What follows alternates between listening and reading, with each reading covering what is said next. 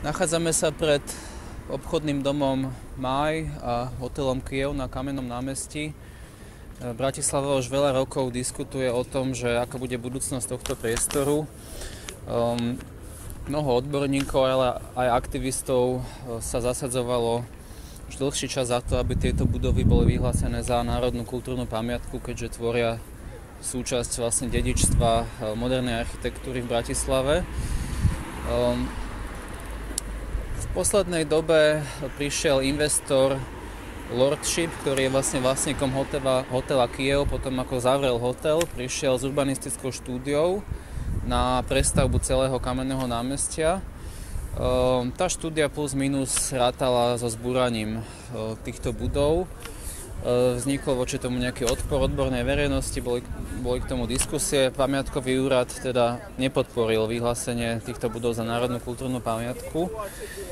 A mesto Bratislava sa takým veľmi zvláštnym spôsobom postavilo k tomuto celému procesu a namiesto toho, aby mesto bolo tým lídrom toho procesu a hľadania tej vízie toho, že čo bude budúcnosť tohto priestoru, tak namiesto toho primátor bez akejkoľvek verejnej diskusie predložil na zastupiteľstvo návrh na predaj mestských pozemkov na Kamennom námestí.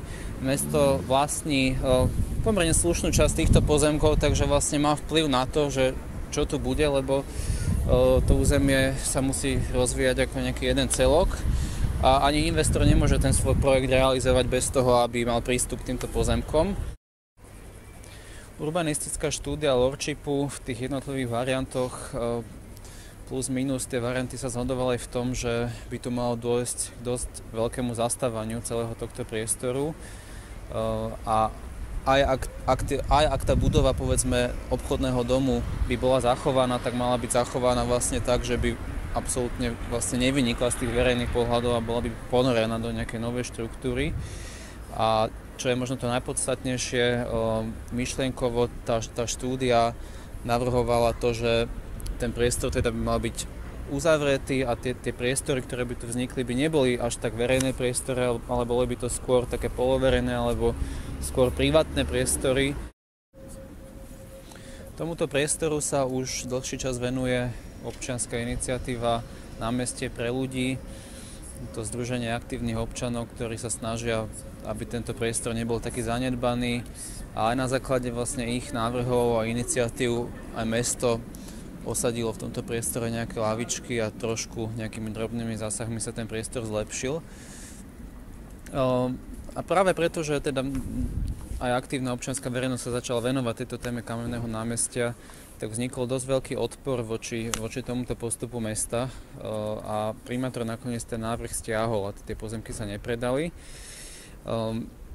Zároveň hlavná architektka oznámila, že mesto chce na toto územie vypísať urbanistickú a architektonickú súťaž. Ten postup ako taký je správny.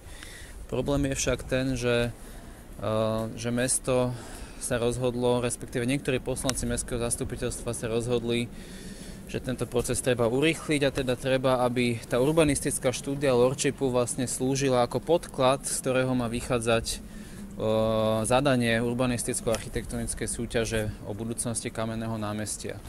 Verejnosť posielala k tejto urbanistickej štúdii pripomienky, ale nielen laická verejnosť, ale aj odborná verejnosť. Bola to Fakulta architektúry, bola to Slovenská akadémia vied.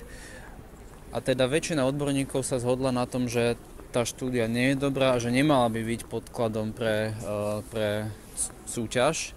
A napriek tomu Mestské zastupiteľstvo v júli uznesením schválilo to, že urbanisticko-architektonická súťaž sa má tvoriť na základe práve tejto štúdie Lordshipu.